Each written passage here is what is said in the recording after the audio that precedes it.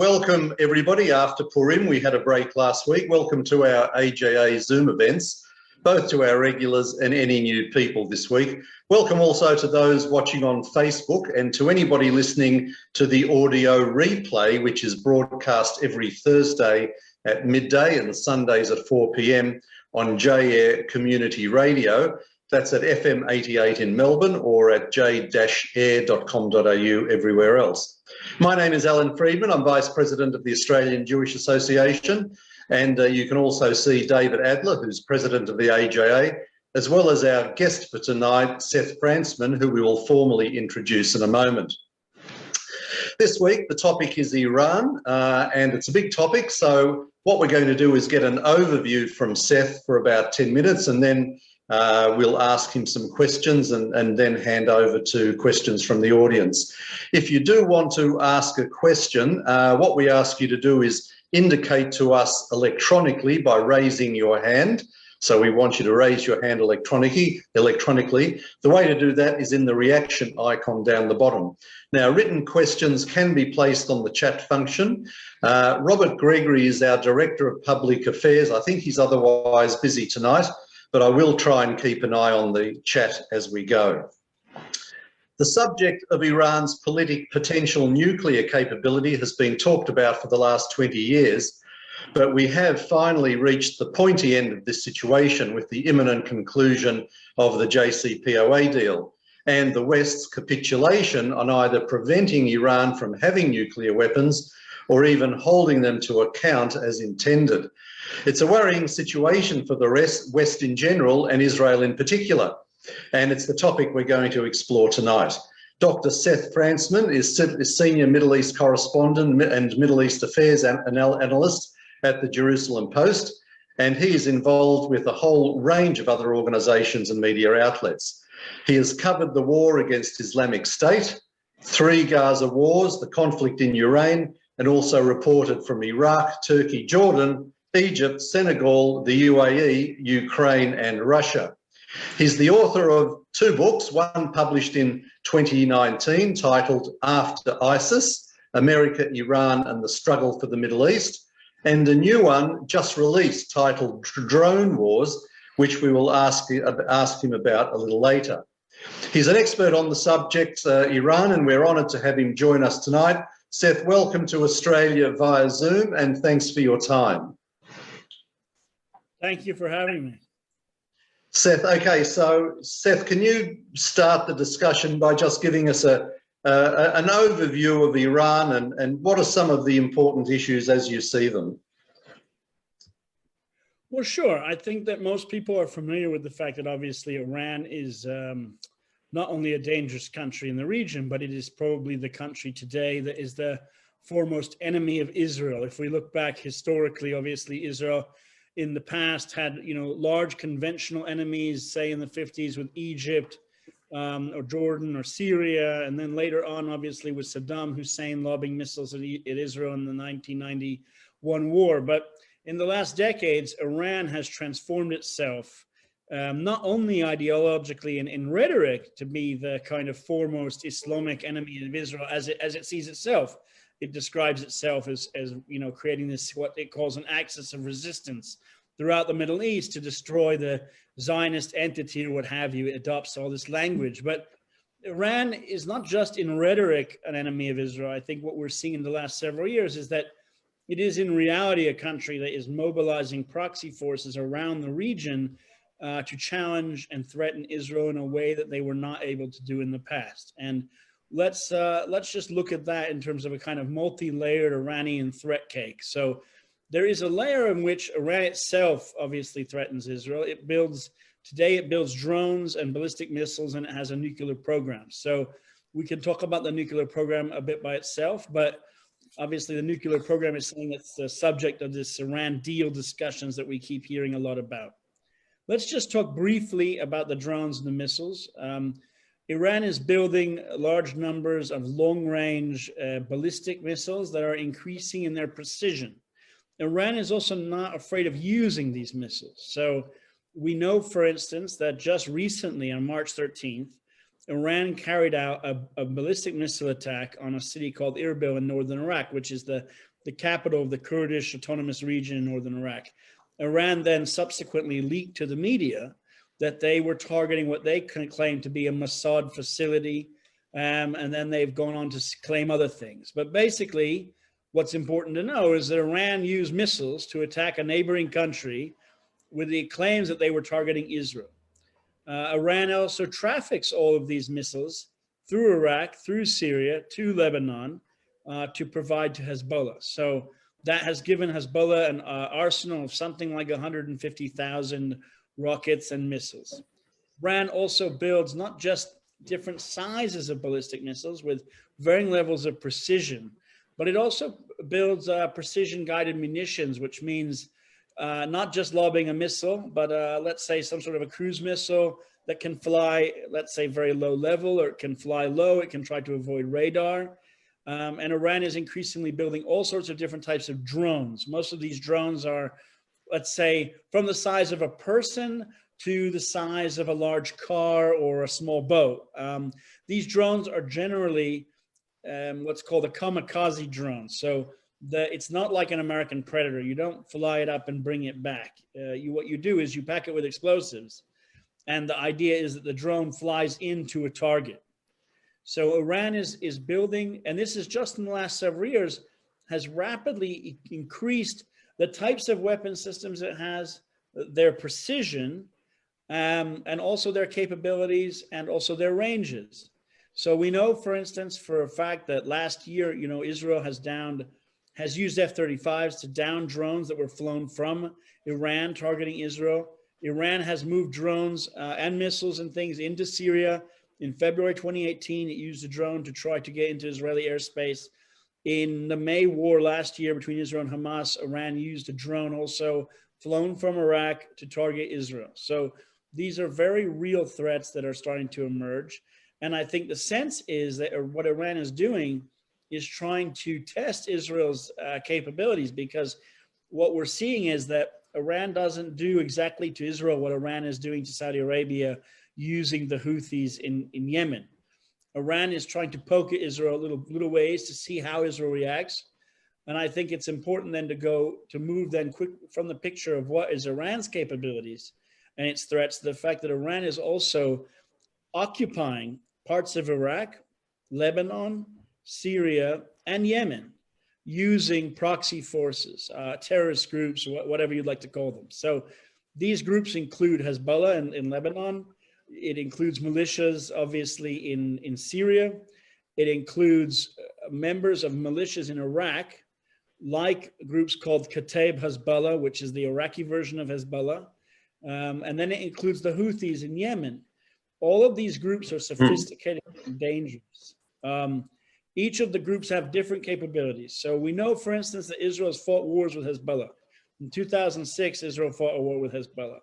And I think Israel views Hezbollah as a very large and possibly a threat that will come in terms of the next few years of possible conflict.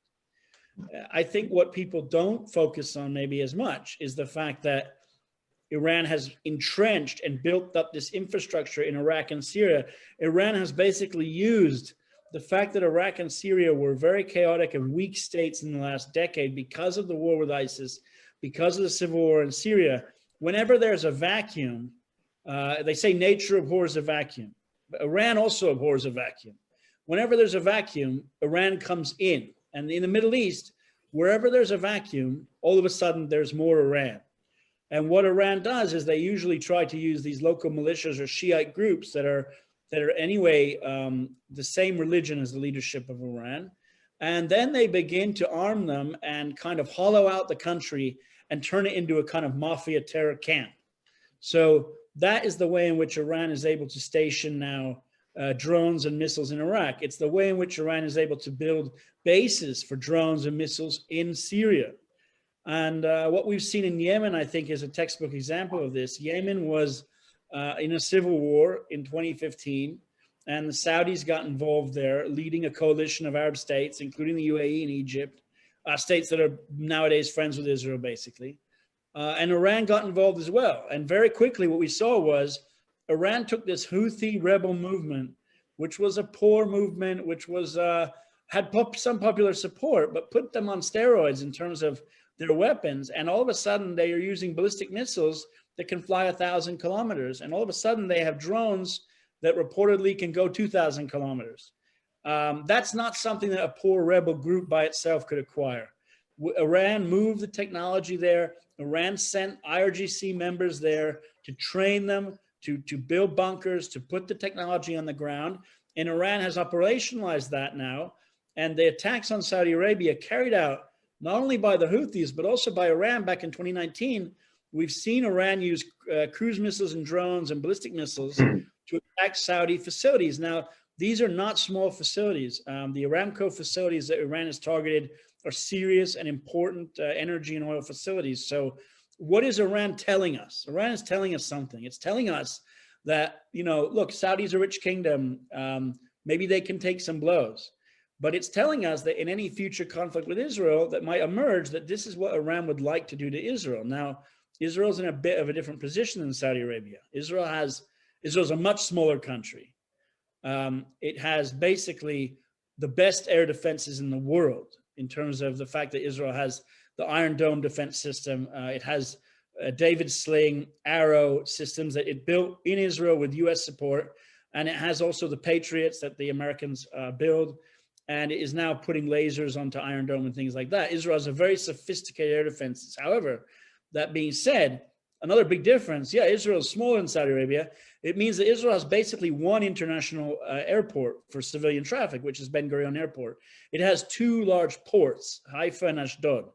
Unlike Saudi Arabia, therefore, a country like Israel cannot allow any kind of attacks of the type we've seen in Saudi Arabia to get through. And therefore, I think like Israel's, its bar in terms of what it can tolerate is quite low. That means it has to be much better. So I think when we talk about the Iranian threat and the types of threats that Iran is putting in the hands of these groups in Lebanon, Syria, Iraq, or even in Yemen to target Israel, this is something that we have to think about in terms of how that threat is changing every day. And the evidence we have is different than what we had 5 years ago.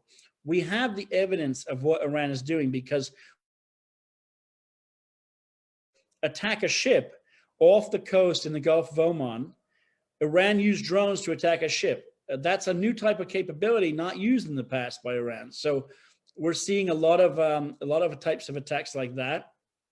And let's just briefly discuss then the nuclear issue, and then I'll take questions and things. So I kind of sketched out for you a 3,000-mile arc of Iranian threats that stretches from Lebanon through Syria to Iraq, all the way around to Yemen.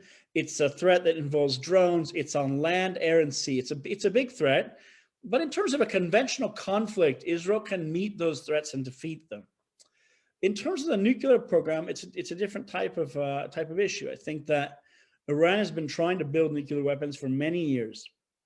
And we've heard for many years that Iran was reaching closer and closer to some kind of breakout stage where Iran was enriching uranium to the extent that you could then have enough enriched uranium to build some sort of a device, let's say to test it, and then maybe to build actual nuclear weapons. That being said, when we hear those claims that Iran is 3 weeks or a few months from a bomb, I mean, we have to take into account that that doesn't mean that Iran has a nuclear arsenal, that it can put the bomb on a delivery device, because we don't know enough. We don't know about how that step works. We know that Iran has been building all sorts of missiles that can even get to space to launch satellites. So Iran certainly has different types of missiles, but it's obviously several steps to get there. I think the real issue we saw with Iran is the way in which Iran manipulates the international community through the Iran deal process, which is that what Iran does is it doesn't even build the bomb. It just enriches a bit of uranium. And then it says, listen, you need to bribe us not to keep doing this. So you need to give us a deal. And it's a bit of a strange thing, because no other country in the world behaves like that. There's no other country in the world, by the way, where it needs a deal to not do something that's flagrantly illegal. So Iran behaves as a country kind of like a mafia behaves in a neighborhood. The mafia does things that are illegal, presents a kind of veneer of respectability in which you have to bribe them to protect your shop or something. Iran is a bit like that. And I think the nuclear blackmail in which what we're seeing, the logic of the deal, which is we're supposed to pay Iran to do something it's not supposed to do anyway. And I think when we see now the way that Iran has hijacked the deal process, which Iran already had a deal, which eventually anyway, most of the parameters will expire so that Iran can just keep enriching things. What we're seeing now in the discussions in Europe is that Iran thinks it's winning. And we can hear that in the rhetoric of Iran. Back in 2015, when they had the first round of the deal, Iran poured a lot of resources somehow into lobbying efforts in the West through hundreds of op-eds in American media by pro-Iranian voices that basically said, well, America needs the deal or there will be war. I mean, it was never clear what that meant, because if there was no deal, why would there be war? There's no deal now once Trump walked away from it, and there's no war. I mean, there's an ongoing shadow war in the region, but Iran's regime can't afford a war. If there was a real war, Iran's regime would be terrified and destroyed. So the whole bizarre nature of the 2015 deal never made any sense. But be that as it may, having gotten here, the way in which the whole discussions are going is that Iran doesn't even bother nowadays to put talking points out to Western media. You notice that Javad Zarif, the former foreign minister, has been put out to pasture. They don't even bother to speak in English now, trying to convince the West why a deal is necessary, because Iran is pivoting to Asia and trying to work with China and other countries. Iran doesn't even think that the Europeans or the West matter as much. They do want sanctions relief. And what you're seeing now is that the Russians have been manhandling and managing the deal process in Europe. And apparently the American envoy and the Westerners were in some ways relying on the Russians for months to deal with the Iranians. And then all of a sudden the Russians launched a war in Ukraine. And everyone says, well, wait a sec. Well, why are we relying on the Russians, who are themselves an actor of not necessarily a good actor? So the whole deal's been thrown up in the air, with the Russians coming in at the last moment and saying, well, wait a sec. If you do the deal, we Russians want to have access around the sanctions now too. And the Iranians saying, well, wait a sec, we want the IRGC to no longer be sanctioned also. So Iran is like the guy standing at the checkout line who always has to go back for more items. I mean, and that kind of person, by the way, you ask yourself, if you were in a business deal or whatever, and someone was at the table and you're about to sign the paperwork and the guy keeps leaving and saying, well, one more thing, you'd say, no, this is not serious. This person thinks that they're winning, because if you're in a negotiation to buy a car or whatever, and they keep adding things, that's because they think they're winning. And I think the fact is that Iran thinks that the Europeans and the Americans need the deal more than Iran does. So therefore, the question would be, okay, what does Iran think is going to happen? We're hearing that maybe there'll be a deal, maybe there won't. We're not sure. But either way, what's the Iranian long-term goal here? Iran wants money, obviously. It wants sanctions relief. It wants to definitely get around the Western powers by basically being able to buy and do all sorts of sanctions relief through China, Russia, India, Pakistan, whoever it can, and basically disregard the Western economies. So the Russian war in Ukraine is great for Iran, because they can say, aha, you see, now Russia's going to try to create its own little economy outside of the West. Great, that's good for us. We can deal with them. So that's where Iran sees, I think, a lot of daylight. And I think the question then is, anyone who's concerned about Israel's security has to ask ourselves, okay, so what? What happens next? Does Iran really go and build a bomb? Or does Iran enrich a lot of uranium and keep it always just enough, just before the bomb, so it can always say to everyone, you better give me money or I'm going to build a bomb? And I think we're seeing the Russians now with the Ukrainian conflict talk up the nuclear option a lot as a way, let's say, to blackmail the international community a bit. And I think that the danger with Iran is that it's basically a professional mafia blackmail actor on the international stage. So it may not ever build a nuclear weapon, but it may get pretty close. And I think the real danger then is, what other things does Iran think it needs to do in order to heat up the situation? I think there's a lot of chances that Iran will exploit the current international chaos happening in Ukraine and other places by continuing to carry out these illegal attacks, whether it's in Iraq, Syria, from Lebanon to Israel, Yemen to Israel, attacking shipping. Iran understands that, Israel just hosted 4 or 5 Arab foreign ministers in the Negev desert. Iran understands that there's a soft underbelly here, which is that the Gulf economies don't want to fight a war with Iran. So therefore, it's true that the Gulf-Israel relationship is great for Israel. It's good for the Gulf. It's not an alliance against Iran because the Gulf countries don't want a conflict with Iran. They have a lot more to lose than Iran. They're much wealthier. They don't want to have to fight there. So I think Iran understands that it has a 3,000 or 6,000 mile arc of places it can attack Israel and friends of Israel with. And it has total impunity so far because, as we've seen in attacks in Iraq or attacks all over the region, when's the last time that anyone ever attacked Iran? No one attacks Iran. It's true that Israel carries out thousands of airstrikes in Syria, as Israel has openly said it does. But that is a kind of shadow war. I think that's compartmentalized. Iran understands that it has a lot of impunity. So I'll leave it there, and there's a lot to talk about, and I'm happy to try to answer questions. Good. Thank you, Seth.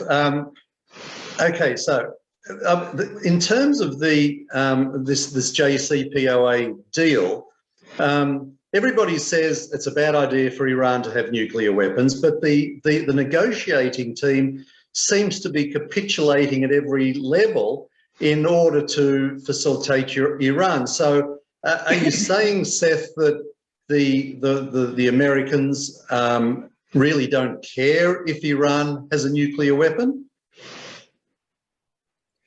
No, I don't think that's what's happening. I mean, we don't, it's one of the tautology. We don't know what we don't know. And we hear the reports that there's capitulation, but the reports could be leaked by people that don't want the deal to happen. So we don't know exactly what's happening. That's definitely the reports we do hear that. But I think this American administration, by the way, is very different than the Obama administration. I think if you go back, and I remember very clearly the insanity of those years in 2014, 2015, when we were being told by all of these, apparently it was 800 different op-eds supporting this deal. They said, if there's not going to be a deal, there will be war. They said if you were Senator Schumer that you're pro-war, if you don't want a deal, you're an American traitor. It's crazy. And I think, by the way, if you look at the current administration, they don't have Ben Rhodes and some of these people in there putting out this statement. So I would conclude by that the current U.S. administration is not running to get a deal. They don't have John Kerry and they're trying to get a Nobel Peace Prize or whatever. I think actually they're not that hungry for it. And I think that they are coordinating, at least publicly, much closer with Israel in the Gulf, which, if you recall, the Obama administration did not coordinate with Israel in the Gulf, and I think angered a lot of people in the Gulf. So I think it's a very different administration. The administration in Washington also is dealing with Ukraine, and they want to deal with China and stuff. I mean, in terms of what they call near peer adversaries. So my sense is that the deal is just not the number one thing. I mean, I think they would be happy if they could get it to happen and not have to do much. I don't get a sense that they're trying to propagandize to us why we need it. Okay. Now, the outgoing head of the US Central Command is a guy called General Frank McKenzie, and he said that it's obvious that Israel is going to take steps to defend itself when it's confronted with Iranian actions. Well, everybody knows this is probably going to eventuate. So what does the Biden administration do with this knowledge? Do they just pretend it isn't there and proceed with all the negotiations? I mean, it seems to me that Israel, first of all, it's important to know, Israel is now part of Central Command. It has been moved there from European Command, which I think is symbolically very important, because there was this nonsense before that Israel was somehow part of Europe, which, I mean, it may be in some ways, let's say intellectually or what have you, but geographically it's not part of Europe. So the fact that Israel is now part of Central Command says that Israel is part of the Middle East. And I think we're seeing a lot more joint military drills because of that. And I think that, Central Command is expressing the fact, which is that they know that Israel is carrying out airstrikes in Syria. Central Command forces of America are based in Iraq and Syria, and they've always wondered whether or not there could be, let's say, spillover from an Israeli airstrike in which Iranian militias then target Americans. So they know what's going on. And I think also we know that the U.S. is coordinating much more closely with Israel in terms of support for those actions, I think, against Iran. Now, that doesn't mean that America says it's against Iran, but what America, we've seen the reports that the US shot down Iranian drones that were flying towards Israel. So it's public knowledge that the US backs Israel's efforts against entrenchment of Iran in Syria. Now, that could change, but I think that definitely is very different than if you go back to, I don't know, 10 years ago or so, when it seems the evidence was not always there that the US and Israel were on the same page in terms of Iran. So I think that, in some ways, the US is happy to see Israel do some of the, let's say, dirty work or what have you in the region, because America certainly doesn't want, this administration doesn't want to be bombing Iranian proxies.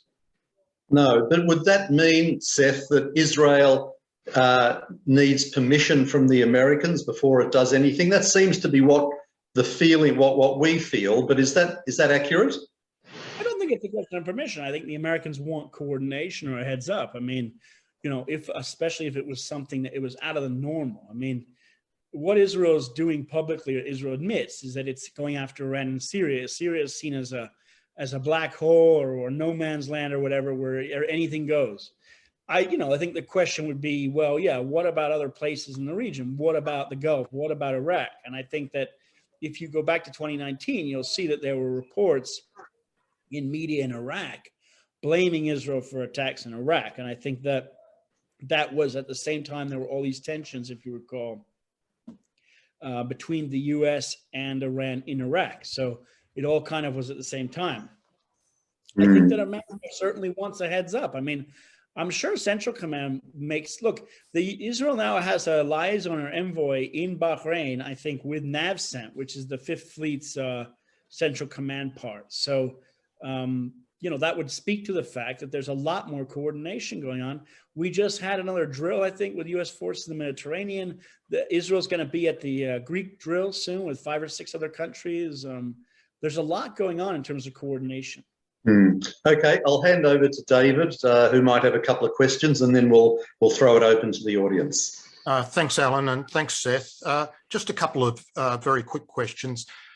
Seth, when the JCPOA Mark I was being negotiated under the Obama administration and John Kerry was playing a major role, there were stories going around at the time about Kerry having a conflict of interest, family connections with Iran, a marriage that had occurred. Can you clarify whether that was correct or not? And was there a family connection that gave Kerry a potential conflict of interest? I mean, I've never heard that story, so I don't know anything about that. I do know that John Kerry, if you go back to many years ago, I don't remember when it was, I think it was after he ran for president, there was a scene where he was at one of these Davos or one of these gatherings, and he was on stage with the Iranian, I think also former Iranian leader, Khatami, I think. You can Google it, but basically, Kerry gives this talk where he says, we need to really change our foreign policy and work with Iran, and we should be working with Iran. And you sit there and you're like, what? Why does he want to work with a regime whose official motto is death to America? Because Iran is not saying, well, we want to reform and change as well. So I just think John Kerry had wanted to change U.S. policy for decades. And he was one of these people that believed that Iran was somehow a positive actor. And look, there's no shortage of those. I mean, there are some of those voices out there. John Mearsheimer or whatever, the academic, had said in an article in 2012 that you can find NPR, that if Iran had a nuclear bomb, it would bring stability to the region. Wow. I mean, that was a time in 2003 to 2012, 13, 14, that people were talking up this idea that Iran somehow would be a positive actor in the region, despite the fact they had Ahmadinejad and these crazy guys in charge. So I just think I think the real sources of that are more complex, maybe. Okay. And for those that are not properly informed, can you explain the significance of the listing of the Republican Guard as a terrorist organisation and what the implications are if it is or is not listed as a terror organisation? Well, the Islamic Revolutionary Guard Corps is a kind of Praetorian Guard or something of Iran that was created, obviously, I mean, around the time or after the revolution or what have you. And it was designed basically because Iran is a revolutionary state in a way to have this kind of state within a state that would protect the regime and, you know, recruit young men and brainwash them and turn them into super soldiers for the regime. Obviously, Iran fought a very difficult, vicious war against Iraq in the 80s, in which Iranians were gassed and large numbers of young people went to their deaths. But through that crucible, I think this revolutionary IRGC Guard Corps thing, you know, had recruited Shiites from other parts of the region, including Iraq, by the way. Some of the people that fought with the IRGC in the 80s are now in Iraq's parliament and almost ruling Iraq. So it has tentacles that go back. And the IRGC, you know, became this kind of, let's say, like the Comintern, the Communist International, whatever, this training ground for all these people that went to Lebanon, all over the region. And it has these fingers in all sorts of pots. Now, it's, as I said, a kind of mafia state within a state, Praetorian Guard. It owns companies, it helps to build drones, it owns newspapers in Iran. But it also was involved in terrorist attacks. Abu Mahdi al-Mohandes, who was an Iraqi Shiite guy who was close to the Revolutionary Guard, who ran Kateb Hezbollah in Iraq, was responsible in the 80s for trying to bomb embassies in Kuwait. He was wanted by the Americans for many years. When he was finally killed, hanging out with Qasem Soleimani, he was killed by the Trump administration in January 2020. I mean, Abu Mahdi was already wanted for many years. So these guys were terrorists. What the United States did was to label the whole thing a terrorist organization, because prior to that, what they had done is label little pieces of it. I mean, the IRGC was a huge octopus in which the octopus's head is in Tehran, but the tentacles are in Lebanon and Iraq, everywhere. I mean, and everyone, I think, in Western governments likes this kind of weird nomenclature or whatever, where you have an armed wing and a political wing of some sort of terrorist group, and then you can hang out with the political wing, but like the armed wing is like persona non grata, even though they're like the same. People like that weird plausible deniability. So when you go and you label the whole group terrorists, people say, well, wait, well then we can't engage with them and hang out with them or whatever. So the IRGC was listed. Ostensibly that cuts off resources and all sorts of stuff, but I mean, you're talking about an organization that controls companies and things. So you ask yourself, well, that gives the American government legal tools to go after those companies or NGOs or even human rights groups or whatever that may be part of it. But, you know, if you're government, you don't have to use those tools. It's just that gives you the tool. Prior to that, if we found out that a company, you know, like Sham Oil or whatever, I just made it up, but some company, some entity is somehow a front company for the IRGC and it owns an oil tanker that's going to Venezuela, I as a government can't go seize the oil tanker because it's just a company. But if I've labeled the whole entity terrorists, that would give us the right to go get that. Right. So that's significant. That's why it matters. And obviously Iran wants that multi-billion or $1 million terrorist mafia corporation state within a state to not be labeled. Let's open it up, Alan. Okay, just before we go to the hands up, there's a couple of themes on the chat, Seth, that I'll just throw at you. A couple of people have mentioned what's Israel waiting for. Maybe now is a good time to take the initiative and do something, especially while everybody is focusing on Ukraine. What's the reasons for and against that? I mean, I don't know. You know, Israel has always said that there's some sort of a red line out there that it doesn't want Iran to go beyond that. I mean, I don't think Israel, you know, wants a complicated conflict with Iran. I mean, any sort of attempt to strike inside Iran's borders publicly, as opposed to some sort of clandestine strike that we may have read about in media or something exploding somewhere random, some factory fires. I mean, a real conflict involving, you know, planes and things. You know, that's a big gamble because Israel, I don't think necessarily wants to jump into that pot, because then you have to fight probably Iran and Hezbollah and Hamas and the Houthis all at the same time. And I think that there's a reason to weigh the question mark about, well, what would be the gain for Israel? I mean, having to shut down Israel's international airport for weeks on end or something. I mean, it probably is not a war that there's any good reason to jump into. Yeah, fair enough. And the other point that was put up there, is there anything that Iran fears?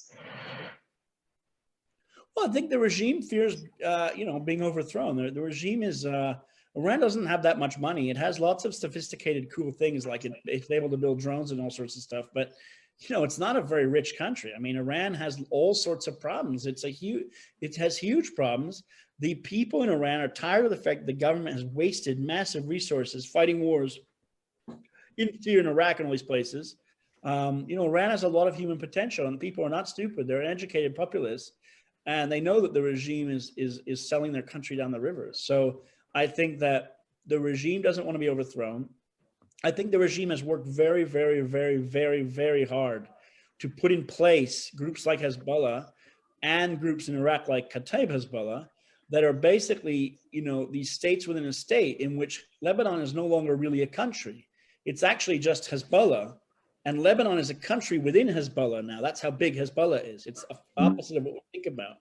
I mean, if you're Iran and you invested 30 or 40 years of your work in creating this terror kind of mafia state in Lebanon that you can then use as a dependent and proxy and also siphon money off of, would you want to risk it in a conflict with a country like Israel, which would totally destroy that organization if there was a real conflict? So, when you get too big, like Iran is a bit too big now for its britches in the region, you actually risk more because you're too powerful, and it's too big to fail. So I think that you have to wonder, Iran has gotten a bit too big, and it's got too many risks now, as opposed to being like the up-and-comer revolutionary regime it was in the 80s.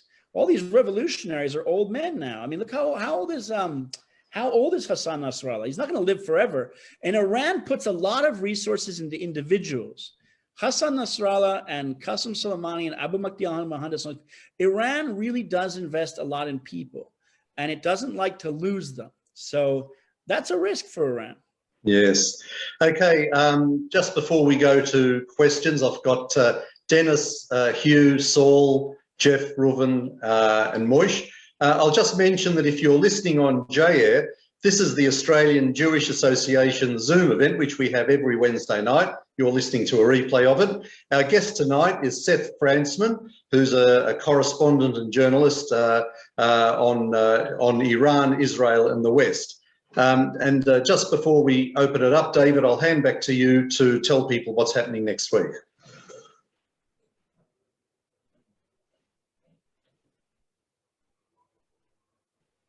I unmute. Okay. Thank you very much, Alan. And as we always do, anyone here who is not yet supporting HAA, please do so. We can't do the advocacy and bring events without tangible assistance. After we're finished, go to the website jewishassociation.org.au, apply for membership if you're not yet a member. Make a donation if you can do so. Make sure you join the email list, and like and follow us on the HAA Facebook page for regular updates. Now, just foreshadowing next week, as we approach a federal election, we're having an election special next week, looking at one of the smaller parties, the Liberal Democrat Party, as the smaller parties don't get as much publicity as some of the large ones. And the Liberal Democrats are particularly interesting. And of course, one of the candidates who will be joining us is Daniel Lukowitz, who's had an association with HAA, as well as John Ruddock, their lead Senate candidate in New South Wales. I also want to let you know that we have scheduled to appear on the HAA Facebook page immediately after this event, Alan's latest editorial in which we're calling out Zoe Daniel, one of the so-called climate independents, and exposing her anti-Israel track record. It's just a 5-minute video editorial. Make sure you don't miss it after the event. Thanks, Alan. Thanks, David. Okay, so we'll start with Dennis. If you're there, please unmute yourself and ask your question. Thank you very much for your dissertation on Iran. A hypothesis and then a question. Iran is in a position now to refine uranium to such a degree that they can make a nuclear weapon, or maybe 2 nuclear weapons, or maybe even 3. I have a relative who says the mullahs are not mad enough to try to send a nuclear weapon to destroy Israel, or to destroy a part of Israel, because they know that Israel itself has the capability with nuclear weapons to send several nuclear weapons and destroy them. So do you think that the self-preservation aspect of the mullahs themselves and their regime would deter them from ever attacking Israel? Yeah, I mean, I think that Iran prefers these kind of attacks in which they use proxies and things to attack Israel, and then they can claim that they didn't do it directly. And I think that we're only starting to see some slight shifts in that behavior, because Iran has used drones flown from Iran now, and I think that Israel is revealing that. So if you read into that, Israel is revealing the fact that Iran is using its own territory, and I think that that is a slight shift. But I think that's right. I mean, I think Iran has to be deterred, and I assume, you know, the regime understands, you know, Israel is a very serious country, and it probably is not in its interest to start any sort of conventional conflict with Israel. Okay, thanks. Hugh, please unmute yourself. Hugh is in the UK. Hi there. Good to see you, Seth. If I could be permitted, Alan, I'd like to actually ask 2 questions. Okay. Firstly, to what extent do you believe that Iran is getting technical help in developing a nuclear weapon from other nuclear powers, for instance, North Korea, perhaps even Russia, and perhaps even Pakistan?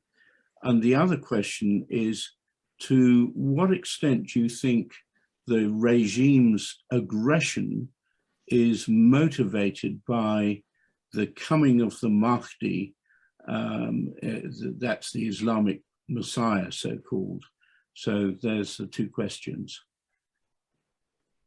Well, I mean, I'm not an expert in either of these, but I would say that just in terms of the nuclear issue, I mean, we do know that North Korea has been working with Iran on missile development and things. I'm not sure the extent of the nuclear support, but I wouldn't think that Pakistan or Russia necessarily have an interest in Iran having a weapon, because I'm not really sure it helps them that much. But I think that the North Koreans are totally outside the international community. You see them just this last week or whatever claiming that they fired more missiles and things. So I don't think North Korea doesn't really care. And I think that it wouldn't be happy to work with the Iranians. I don't know, you know, how much know-how the Iranians need. The Iranians have a sophisticated footprint of nuclear facilities and centrifuges and all sorts of things. I mean, they have a big program. I think Iran's question is, well, okay, but what is there a reason to really go much further with this? I don't know. I mean, in terms of the whole religious thing, messianic thing, I mean, I don't know anything about it. So I don't know what drives the people at the top. I mean, the current president is more far right than the last one. I mean, they're all extremists, but I mean, he's more extreme. You know, they have the same guy in charge at the top, the supreme leader, for many years. You know, so we don't know. I would assume his worldview has not changed, whatever it was. We know that the IRGC, you know, which is the more religious right-wing element, has certainly sucked up and taken over more parts of the country than it had in the past. But, you know, like lots of organizations out there, they may have started out quite zealous, but as they get older, they may lose some of their, you know, childhood naivete and just want to be mafia terror warlords, as some of them sort of style themselves. So I think, you know, that may shy away from any ideas of messianism. Okay, Jeff and then Reuven. So Jeff, please unmute yourself. Shalom, Seth. I noticed before that you mentioned what an ally America is, but it seems to me that all the things that Obama did in the latter stage of his presidency, and Biden is copying now, according to the writings of Melanie Phillips and Caroline Glick is no friend. And tell me, please, what incentive does the Biden administration, dementia and all, have for doing what they're doing, which is plainly inimical to the interests of Israel? What possible incentive other than Jew hatred do they have for what they're doing? Well, I would generally think that, the United States government is like an oil tanker. It's not just one person. So, the Biden administration has a lot of people in it. And beyond that fact, we have a lot of pro-Israel, I think, or people that are very close to Israel in other parts of the government, including Central Command in places. So, I mean, I don't see any evidence that the Biden administration is doing a lot of negative things for Israel. I would think that Israel has a very good relationship with the United States. It's unprecedented. The level of cooperation in terms of Israeli defense companies and U.S. defense companies, never before in history has anything like this happened. The degree to which Israeli companies like Elbit Systems and II and Rafael are building systems with the Americans, and there's a lot of intelligence and other sharing that goes on. And I don't think we even see the U.S. cooperating with many countries like that, despite the fact that obviously the U.S. is an ally openly of NATO and the Five Eyes states, blah, blah, blah. But I mean, Israel is in a unique and unprecedented position in terms of its closeness with the United States today. There are voices in the United States that don't like Israel, and of some of them, but I would say in terms of the administration, I just don't think we're seeing that. I do think in the former administration of Obama, they've come out, some of them, like Ben Rhodes and some of these people, with quite harsh attacks on Israel. So they're kind of open about what they were. But I don't, when it comes to Sullivan and Blinken and the people around Biden, I think the evidence it doesn't seem to show that they've done anything bad for Israel so far. So we'll have to wait to see what happens next. But I would just point to the fact that never before in history has Israel had such close relations with the U.S. military and U.S. defense industry in terms of all of the joint work that is being done. It has never happened before. And I would just point to Iron Dome or CENTCOM or joint training, the relationships with the generals and CEOs and all of this high tech and artificial intelligence, it's extraordinary. The fact that U.S. Special Forces are buying systems from Extend or Smart Shooter, all these systems I profiled in my book, Drone Wars, it's a lot. It's a huge amount of stuff going on. And I think a lot of people recognize that Israel, even though it's a small country, is a huge player in things like AI and high tech and countering drones and things. So it's just a new world. And I think that's worth paying attention to, regardless of what, people like John Kerry or whatever say. And yet, Seth, we see groups like the Squad becoming more and more vocal. Are you worried about them? It sounds as if you're not quite as concerned about what comes out of over the airwaves. There is in the West loud and sometimes vile anti-Israel element that comes out of college campuses and places. And we certainly see the way in which some of those people have risen to closer and closer to positions of power. I mean, in Europe, there's a lot of anti-Semitism, some crazy voices out there, and in the United States. And we saw in the May War last year, how quickly that can be just turned on, like you turn on the gas on an oven, where everything seems normal. And then all of a sudden there's people driving through parts of England saying, rape the Jews, kill their women or whatever. I mean, it was very, very toxic. And we saw how very quickly that can happen and how there were violent attacks on Jews in the UK and the US and other places. And we're seeing more and more of that. And, I think there is a question mark about, what happens in the next generation in terms of US politicians, if Israeli support will be eroded in Congress. On the other hand, the world is becoming a much more complex, chaotic place. The myth that we heard in the late 90s and early 2000s that all of the world's problems were solved except for the Israel-Palestinian conflict, yeah, well, that's not what's happening now. So the Israel-Palestinian conflict today seems much less important than it used to. So I think there's big tectonic processes that are taking place, and we don't always know exactly where they'll end up. Okay, thank you. Reuven, please unmute yourself. And then we've got Saul and Moish. Seth, my question is, what are the possibilities that Iran has obtained dirty bombs from North Korea possibly Pakistan, and transfer them already to Hezbollah? I mean, I would think that there's zero possibility of that, because I would think that Israeli intelligence, we would have heard something about it, and there would have been something done about it. So I just think there's no possibility of that, because that would have to be a real red line. I mean, Israel has said openly, I think, that the PGM threat, precision guided munitions, which are, by the way, far less than a nuclear bomb, is a red line threat with Hezbollah, because Israel doesn't want Hezbollah firing dozens of precision munitions that can target, let's say, an energy facility or a gas pipeline, or even an offshore gas facility. So that's a big issue. So I think that being said, the idea of a dirty bomb or any type of uranium or nuclear trafficking would be a huge red line for Israel. And we know, about the airstrike, what was it, back in 2007 or so, against the Syrian nuclear facility. So I think that's been written about. In fact, I think my editor-in-chief, Yaakov Katz at the JPost, wrote a book about it. So I think we know, how seriously Israel takes this stuff. It does not play around. Okay. Saul, please unmute yourself. Thanks very much indeed. Could I ask you, maybe this is again, if you're aware of this at all, maybe this is again just adding to nonsensical conspiracy theories, but John Kerry, his wife has a brother who lives on the Kerry estate, if he's still alive, who I knew personally at one stage, and that brother was a convinced 101% Maoist, a Portuguese surname of Ferreira, Pedro Ferreira. And his influence on Kerry, I mean, he did live on the Kerry estate. Who knows? Who knows? Or is it just conspiracy nonsense? Heard anything like that, Seth?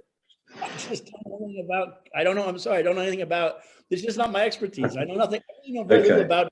I know very little about John Kerry, except I do encourage you to go watch, if you can find it, the clip back in like 2000, whenever it was, in 6 or 9, on stage, and he openly articulated his pro-Iran policy. And then I think you could just say from there, okay, if you want to understand the insanity that led the United States into this idea that, like, well, we could shift from the Sunnis to the Shia to Iran. Iran will be a responsible country. I mean, I think you can look and ask questions about what John Kerry certainly played, unfortunately, an outside role in that.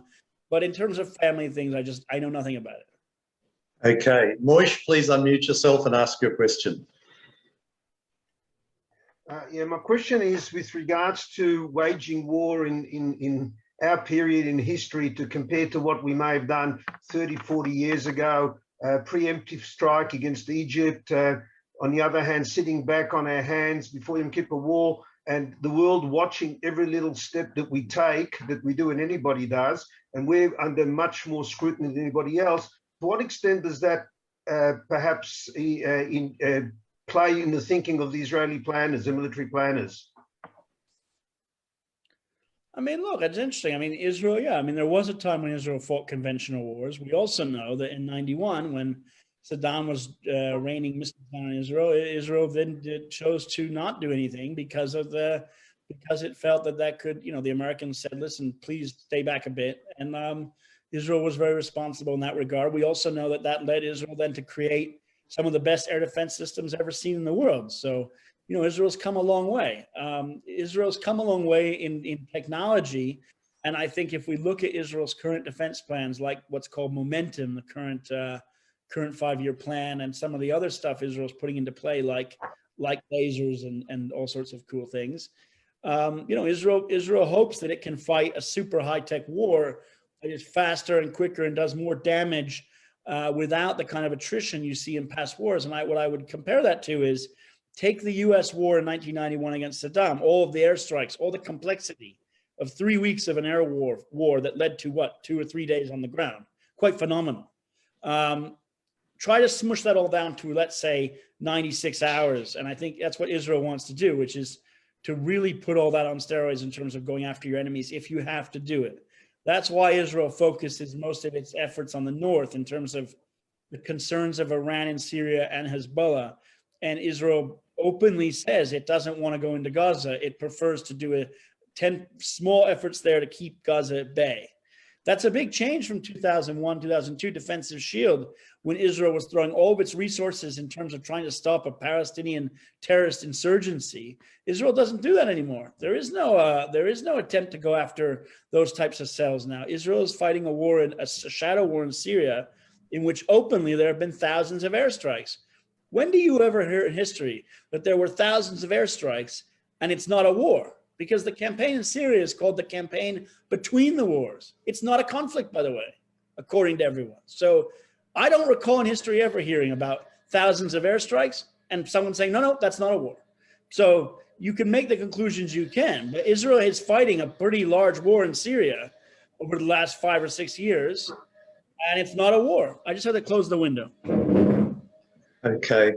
I'm just going to put Seth's books up on the screen, and we'll ask him to tell us a little bit about that. I'm back.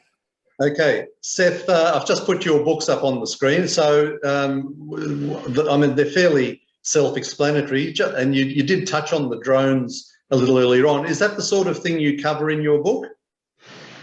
Well, the Drone Wars book, I think, is really interesting. I mean, I hope it is. I wrote it.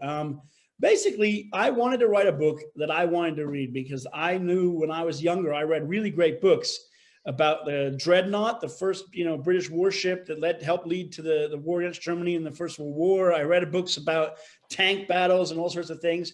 And yet, when you were looking at drones, like the U.S. Predator program, there were no books on drone warfare as a warfare concept, or as how did we get here, where are we going? And there were books about the Predator by itself, but the Predator is a drone that was being used by the Americans, obviously, to go after terrorists in places like Pakistan. It was controversial, but we know nowadays that not only is Israel using drones, but we know that there are drone wars taking place with Iran against Saudi Arabia. We know that it's happening with Ukraine and Russia. The Chinese are rolling out, huge numbers of drones. And so what I wanted to do was kind of go back to the origins of the drone. Where did these machines come from? Who first built them? I mean, and I learned, surprisingly, that it was Israel that was a pioneer of drone warfare in the 80s, using these unmanned vehicles to basically identify Syrian air defenses. So you didn't have to risk pilots. Someone here just mentioned, I think, the 73 war, Yom Kippur War. Israel didn't want the attrition rates that you might have against pilots in wars like that. So Israel built these little tiny flying lawnmowers, basically, to help bring back real-time intelligence. And then soon after, the American military, U.S. Secretary of State, and other people were saying, wait a sec, what is that? How do we get some of those? And very soon after, it was an Israeli who built the prototype for the Predator, basically in a garage in the United States. And the United States drone program, comes basically out of Israel's expertise in a sense, and then comes full circle back to the Middle East. And nowadays, I think we're seeing drones transforming warfare. So the book it looks at that history, but it also goes from country to country to see, who are the pioneers? What is this technology doing for average soldiers? I talk about some of my own experience in Iraq. When I was in the Battle of Mosul with the Iraqi army, it was ISIS that had drones, and they were terrorizing us. So I talk about terrorists using drones and groups like Iran. Then I talk about artificial intelligence and, how do you make drones not, into what we think of as like, quote, killer robots? How do we make it so that, there's a human in the loop?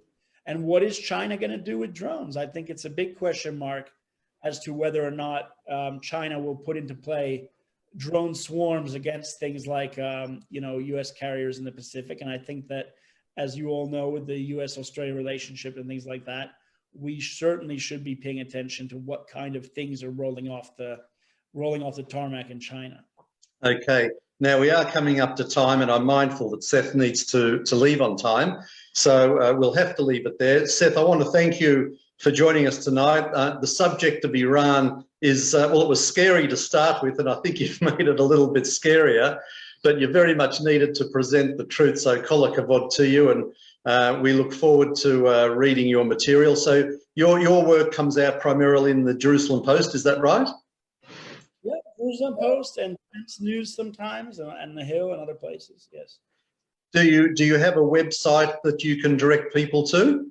I'd say my social media, I have a S Frantzman at Twitter. I have my Facebook account, public. There's two of them, but one of them is the public one. I'm also on Telegram, and I mean, there is a SethFrantzman.com, but it's not really updated that much. I mean, and it's kind of more like a blog. It's not I don't post all my stuff there really. So okay, so Facebook is the place to find you.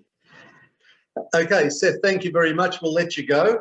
And just before we disappear, I'll mention that the L'Chaim program with Maurice Klein is starting right now. That's on 3ZZZ or FM 92.3 in Melbourne or 3ZZZ.com.au.